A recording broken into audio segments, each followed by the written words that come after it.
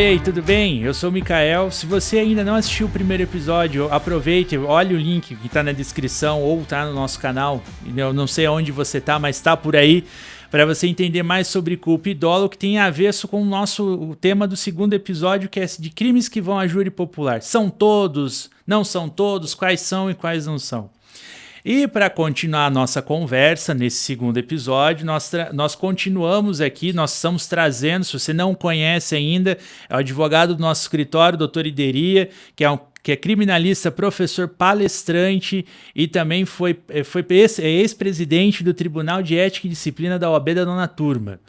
E ele vai falar hoje sobre crimes que vão a júri popular. Hoje nós vamos falar mais ainda do que a gente falou no primeiro episódio. Primeiro, eu gostaria de saber de onde surgiu o júri popular? A origem do júri, olá Mikael, olá a todos os nossos ouvintes e telespectadores, é uma satisfação poder trocar essas ideias aqui e trazer algum conhecimento, né, para quem estiver nos assistindo. A origem do júri era muito questionada, na verdade. Alguns falam na antiga Palestina, na antiga Germânia, outros atribuem à Inglaterra. Né? O fato é que o primeiro formato como nós temos hoje, né, que é aquele júri que a gente vê em filmes americanos, de 12 jurados que conversam, esse é o sistema inglês que nasceu na Inglaterra, né, que foi o primeiro, na verdade, foi o primeiro país a realmente valorizar a figura da pessoa humana, da dignidade da pessoa humana. Né? Então, o júri nasceu muito antigamente da necessidade de se combater excessos e vícios do poder absoluto dos reis. Né? Então, nós tínhamos julgamentos assim, através de ordalhos, que se chamava, olha, você é bruxa e você vai ser queimada numa fogueira. Se você for inocente, Deus vai arrumar algum jeito de te livrar. Esse era o devido processo legal da época, né? Então, havia muita arbitrariedade por parte dos juízes, que eram, na verdade, os reis antigamente. Né? Então, o Tribunal do Júri nasceu da necessidade de se transferir para a sociedade o julgamento de casos que ferissem a própria sociedade. Né? Então, se entendia que quando as pessoas, os membros da sociedade julgam os outros membros da sociedade, você se livrava de alguns vícios de julgamento. Né? Então nasceu o sistema inglês, que é o sistema com 12 jurados que conversam entre si e tem que chegar a um veredito. Né? Esses 12 jurados nasceram, inclusive, a uma alusão aos 12 apóstolos que seguiram Cristo.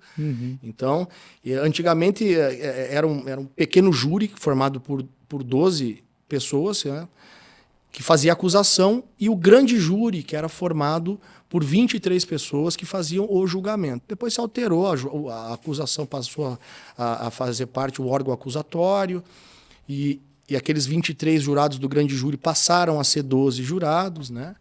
Então foi assim que o júri foi se modificando ao longo do tempo. No Brasil, nós tivemos, a primeira vez que se menciona Tribunal do Júri, foi logo depois da proclamação da República, a nossa primeira Constituição já se falava nisso.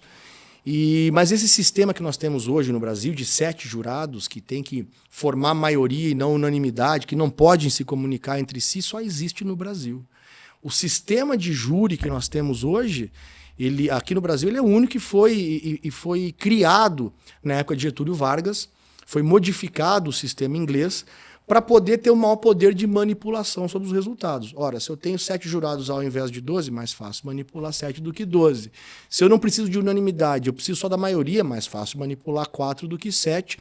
E existia, de fato, na época, muita interferência, né, naquele Estado absolutista, que era um Estado ditatorial, muita interferência nos resultados do júri, especialmente para conseguir absolvições daqueles que eventualmente tinham uma boa ligação com o governo e condenar exatamente o oposto, né? Aqueles que não tinham alinhamento com o governo, arrumar um jeito de condená-los. Qualquer semelhança com o quadro atual hoje do Brasil não é mera coincidência. Então, no júri também se tornou incomunicável, ou seja, o jurado não pode conversar sobre o caso um com o outro. Se um jurado conversar com o outro sobre o caso, é nulo o júri aqui no Brasil. Né? Justamente para ninguém ali suscitar questões de eventual interferência ou eventual manipulação. Então, é um sistema que eu particularmente não gosto. Acho que esse sistema adotado pelo Brasil já passou da hora de se modificar. Hoje o Tribunal do Júri, infelizmente, o que era para ser bom, o que era para tirar vícios de julgamento, está tendo um efeito muito contrário.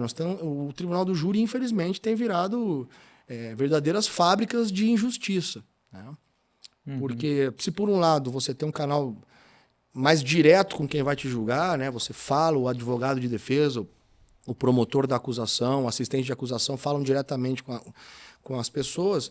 Por outro lado, essa desnecessidade de você fundamentar, você pode criar um problema sério, porque hoje o jurado ele só diz sim ou não se é culpado ou inocente, ele não tem que fundamentar o porquê, né? Nos Estados Unidos, os 12 jurados têm que conversar entre si, eles têm que se convencer, e a hora que eles têm um veredito é que eles apresentam, eles ficam semanas, muitas vezes, reunidos para chegar a um veredito, se não for unânime, não tem julgamento. E é mais difícil convencer lá, né? Claro, porque aí você precisa trabalhar com fundamentos e argumentos propriamente ditos. E nesse caminho todo, eu sei que é uma pergunta que eu vou voltar no fim do nosso papo para você falar mais sobre isso.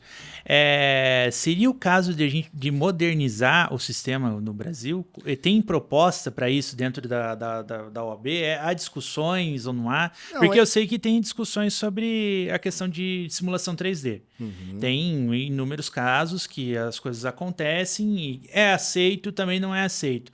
Mas tem alguma coisa, já uma conversa, um burburinho para se fazer isso? Sim, é difícil? Tem há muito tempo. Muitos projetos já surgiram, né? Eu questiono até a própria existência do Tribunal do Júri. Mas agora, você pega o exemplo americano, porque hoje no Brasil, a gente vai falar sobre isso também, o Brasil hoje é só um pequeno grupo de crimes que vão a júri, né? Nos Estados Unidos você tem praticamente todo tipo de caso pode chegar a júri popular. Então, só que lá o sistema é diferente. Lá os jurados, o advogado tem acesso, você pode pesquisar a vida do indivíduo, você pode ter até uma entrevista com ele para você saber da neutralidade, da serenidade, né? Então, assim, hoje a gente tem um sistema muito mal influenciado, inclusive pelo STF, e as barbaridades jurídicas que o STF vem praticando. A gente tem um poder judiciário que, infelizmente, vem, muito em função das atitudes do STF, perdendo a credibilidade perante a população. Então, você questionar também a saída do Tribunal do Júri nesse momento, tirar do povo, né, mais este poder, entre aspas, talvez não fosse o momento. Mas precisa modernizar. Eu acho que precisaria voltar ao sistema inglês, voltar a aumentar o número de jurados, exigir que eles tenham um debate interno, que troquem ideias sobre as teses da acusação e da defesa. Eu acho que isso torna o processo muito mais salutar e muito mais suscetível a acertos. E insuscetível a erros, que é o mais importante. Essa é a importância de você ter a sociedade no meio, né? Que é o poder do povo. Isso. Porque falam que é o poder Todo poder emana do povo. Está na Constituição. E sobre isso... Ideri, olha, e é uma coisa que eu não imaginava, que muito menos tinha nascido de reis, tinha os 12 apóstolos envolvidos. Sim, tudo isso. É uma coisa, e realmente traz aquela ideia que tudo no Brasil está começando a ficar velho. Que a CLT é velha, quer ter saído no tempo de Getúlio Vargas. Naquela época era inovação, agora está começando a perder, por exemplo, que eles falam a pejotização, né, do mercado de trabalho. São coisas que dão inúmeros casos e causas também, né, e problemas também para muita gente. A sociedade é mutante, né? O direito tem que ser mutante. O direito tem que acompanhar as mudanças sociais, né? Você dá um exemplo até na questão dos crimes de internet, que não existia isso há 20 anos atrás. Hoje em dia é um negócio que tem que ter legislação para acompanhar essas novas demandas sociais do direito, né? Enfim, então a gente tem um péssimo hábito no Brasil, Micael, que é a legislatura de pânico. Tem um fato social, sai correndo fazer lei para dar uma resposta a determinado fato social, e essas leis são muitas vezes mal inseridas num contexto ou num grupo de crimes ali, e vai ficando. Hoje o Brasil é uma enorme coxa de retalhos legal. Você tem muitas leis esparsas, muitas vezes você fica até com dificuldade de classificar um crime, de criar uma tipificação ali, porque muitas vezes você tem conflitos ou leis muito próximas, né? Então, o Brasil precisaria parar de fazer leis, e isso é um problema da Câmara dos Deputados em Brasília, que só pode legislar em matéria penal ou um deputado federal, a Câmara dos Deputados e o Senado, né? O Congresso Nacional. Então, a gente precisaria ter mais técnica e menos pressa na hora de elaborar leis. Né? Menos política e mais técnica. Menos ansiedade, né, de resolver uma coisa, agradar egos. Exato, também, agradar egos e interesses individuais. Né? Isso aí, infelizmente, é um câncer do nosso sistema legislativo. E quando chega no júri, como é que começa a história? Bom, a formação o primeiro é feito um sorteio prévio dos jurados, né? Você tem de 21 jurados, você precisa ter um quórum mínimo de 15. Então, quando se inicia os trabalhos, a primeira coisa que você faz é selecionar. O juiz sorteia 7 jurados, a acusação pode recusar 3, a defesa também pode recusar 3, sem dar nenhuma explicação. Mas você tem a ficha da pessoa que foi sorteada? Normalmente não, você vai ter o nome, mas eu não tenho direito de ter contato com essa testemunha. Mas hoje você... Perdão, com esse jurado. Eu nem posso fazer isso. O que você pode, você acompanhou o sorteio desses jurados, você vai ter o nome dele, você pode pesquisar. É aí que entra a questão das redes sociais, você pode ver o perfil da pessoa, né? Porque isso influencia. Muitas vezes você seleciona jurados que tenham o perfil daquele caso. Por exemplo, num caso de um homicídio passional, por exemplo. Você tende a selecionar homens para o conselho de sentença que talvez vão entender determinada circunstância do evento de uma maneira diferente, entendeu? Sim, até e vice-versa. Se foi a mulher que praticou o crime contra o marido, talvez você tenda a selecionar mulheres para o tribunal do júri que vão entender talvez as razões que levaram a esse crime de uma maneira diferente, vão conseguir ingressar no universo da acusada, no caso, de uma maneira mais individual. E passando essa seleção, o júri normalmente é marcado, você já responde, olha, eu quero esses daqui, recuso esses, fazem a seleção, já sai imediatamente ou tem-se um tempo até realizar? Não, o sorteio é feito uma sessão à parte desses 21. Aí no dia do julgamento, no dia da sessão plenária do Tribunal do Júri, essas 21 pessoas têm que comparecer, tem que ter um mínimo de 15, aí no momento do júri, antes de começar, que você faz essa escolha. Aí depois de feita a escolha e composto o conselho de sentença, que são 7 jurados, é chamado conselho de sentença, aí que se passa, então, a produção de prova no plenário. Você vai ouvir o réu, a vítima, as testemunhas, se apresenta ali, depois as partes, depois de produzida essa prova em plenário, você passa aos debates orais, né, que primeiro fala a acusação, depois a defesa pode ir para a réplica. Não, perdão. Fala a acusação e defesa, depois o promotor pode ir para a réplica, e se o promotor for para a réplica, a defesa tem direito à tréplica. E depois vai para o julgamento. É uma votação feita em sala secreta, em que o juiz elabora os quesitos, tem um juiz de direito lá, né, presidindo a sessão, um juiz de direito. Mas quem vai votar são os membros da sociedade ali no conselho de sentença. E depois é feita uma votação com um papeizinho sim ou não, o juiz faz os quesitos, e numa sala secreta, em que só estão o promotor, o advogado e os jurados, eles colocam na urna o voto. Então o réu deve ser absolvido, sim ou não. Né? O réu praticou sob determinadas circunstâncias, sim ou não. E aí o juiz que elabora a sentença, quem aplica a pena, a quantidade de pena, ou seja, a dosimetria da pena, é o juiz de direito. Os jurados só decidem se o acusado é culpado ou inocente. Quem vai prolatar a sentença é o juiz de direito, né? A quantidade de pena, regime inicial de cumprimento de pena e tudo mais. E é todo promotor que vai para júri? Não, são promotorias muitas vezes especializadas nisso, né? Normalmente, em comarcas menores, às vezes tem 1, 2 promotores, às vezes os 2 fazem, mas aqui em Cascavel, por exemplo, a gente tem uma promotoria só do júri, né? Que hoje é com o Dr. Alex Fadel, um excelente promotor de justiça, muito sensato, muito ético, muito respeitoso. E fica bom assim, porque durante muito tempo eu acreditei e eu decidi ser criminalista muito em função do Tribunal do Júri. Eu no terceirão eu já ia assistir júris, lá no começo dos anos 90, ia assistir júris lá em Londrina, varava madrugadas assistindo júris, já vi júris do Valdir Troncoso Pérez, Evandro Lise Silva, vi grandes tribunos aí já falecidos fazendo júri e decidi que queria ser criminalista. Então já entrei na faculdade com esse objetivo, de ser um advogado criminalista, me dediquei os 5 anos na faculdade, fiz a Universidade Estadual de Londrina, para ser advogado do júri, né? Porque era a paixão, era o que chamava a atenção. E naquele tempo, como a gente falou no episódio anterior, se você não assistiu ainda, volta aí, a gente fala, volta uma casa no jogo e vai assistir, que a gente falou sobre culpa e dolo. tem a questão era mais, não tinha internet, era mais o contato. Era mais artesanal. Era Era né? mais artesanal. Né? Que você tinha que estudar todas as características. Então assim, mas só para não perder o fio da meada, quando eu iniciei a minha vida no Tribunal do Júri, eu achava que era aquela coisa mais teatral, porque de fato era, né? Daquele confronto ostensivo entre acusação e defesa, e se grita daqui, se grita de lá. E já de uns bons e muitos anos para cá, eu já percebi que a dinâmica tendeu a mudar. Uhum. Você já está ali julgando um caso normalmente de violência física, violência pessoal, aí vai o promotor e o advogado debaterem num nível de intensidade, de disputa, que muitas vezes sai da urbanidade que se espera. Isso não é bom. Então, assim, eu tenho tido júris muito mais técnicos, muito mais calmos, pautados no respeito, e aprendi que para você ser combativo, você não precisa ser agressivo. Uhum. Então, voltando, é um elogio que eu faço publicamente, que é o Dr. Alex Fadel, que é um promotor que também age dessa forma. Ele é muito respeitoso com a advocacia, muito técnico, né? E que entende que não estão ali pitbulls para brigar, estão dois profissionais do direito, colegas de trabalho, de profissão. E aí o nível do julgamento fica elevadíssimo, fica técnico, fica bom para quem vai julgar, para os jurados, né? Sem baixaria, sem gritaria. Eu acho que essa é a melhor forma. Essa é a melhor forma sempre, porque hoje você está aqui, você pode estar em lados opostos, mas amanhã vocês dois estão trabalhando junto. Sim, até como assistente de acusação, assistente né? de acusação, então, olha só, é muita coisa, hein?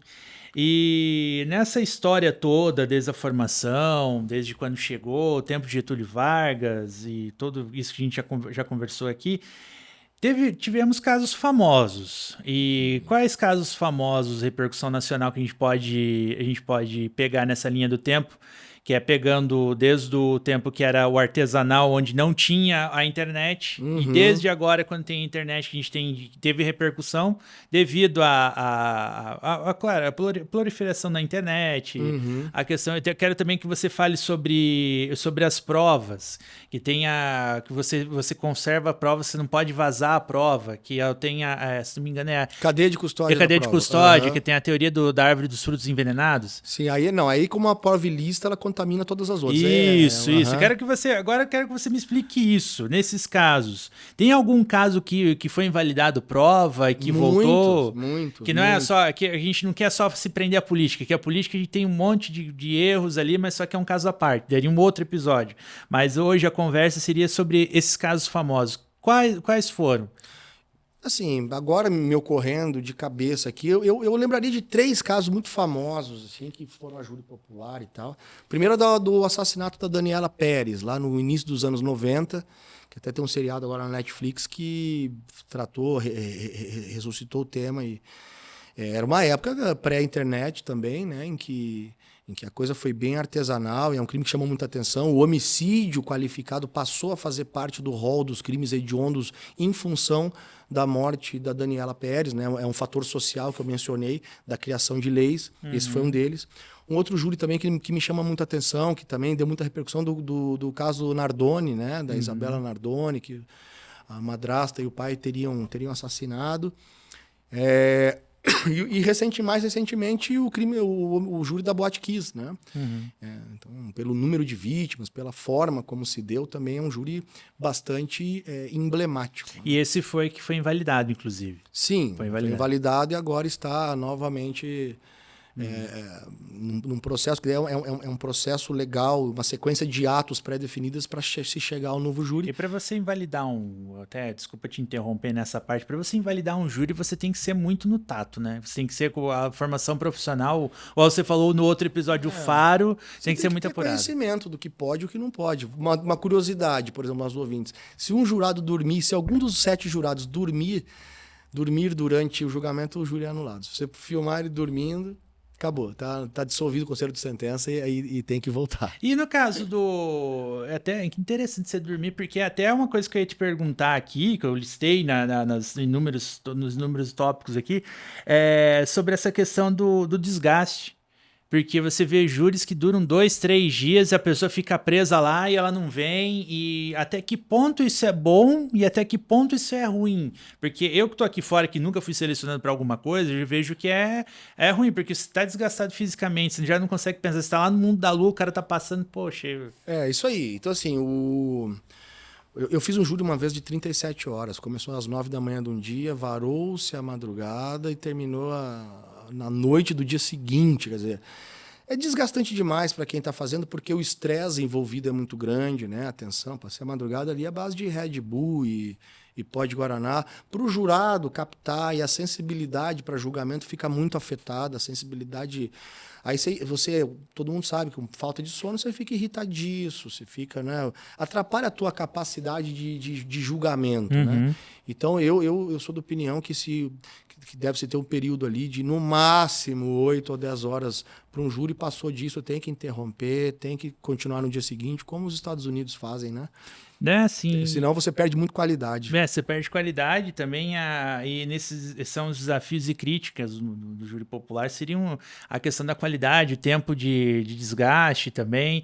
E quais são as outras partes que você vê como profissional de júri que devem ser melhoradas, que vai ser um ponto que vai melhorar para um resultado?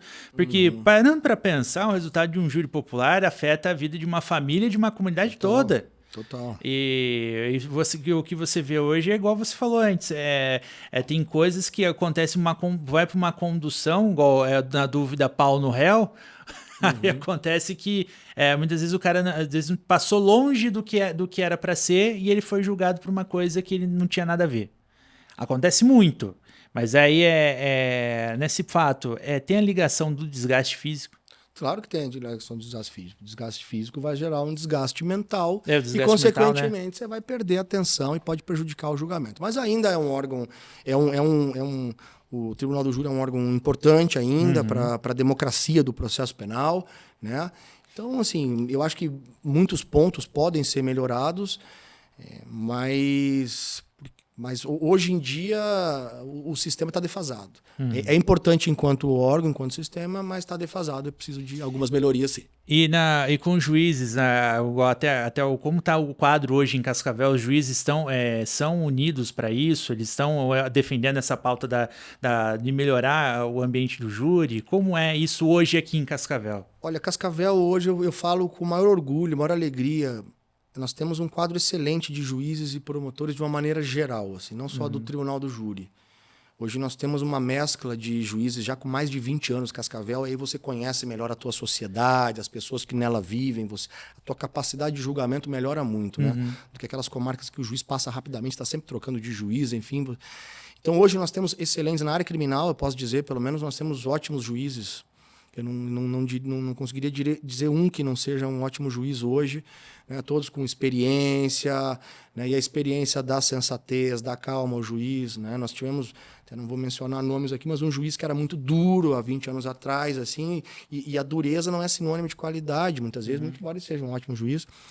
Mas com o tempo ele foi se tornando um pouco mais calmo, eu colocaria entre aspas assim, mais técnico, e melhorou muito. As sentenças acabam melhorando muito em função dessa serenidade, né?